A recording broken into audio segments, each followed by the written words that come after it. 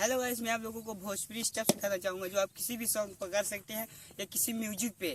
तो सिंपली हमको क्या करना है, तो सिंपली से हमको इतना सा स्पेस लेना है और पैर का मतलब एक्सरसाइज के साथ जंप करना है, ये वाला। और स्टेप क्या होगा तो आप लोगों को हम बताने वाले हैं अभी। ये सिंपली से ऐसा करना है, जैसे लोग हाई करते हैं तो ऐसे करना है और उंगली फिंगर दोनों निकाला ऐसे। अब इसको हम पहले स्लो बताने वाले हैं, 1 2 3 4। इसको फाइनली 8 बार करना है, 4 बार मतलब एक बार इधर फिर 2 बार ऐसे। तो इसको हम फास्ट करेंगे, 5 6 7 8 1 2 3 4 5 6 7 8। तो फाइनली हमारा 8 बार हो चुका है।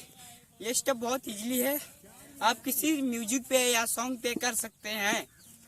तो दूसरे स्टेप की बात करते हैं तो अभी ऐसा ही है जो आप लोगों को दिखाते हैं।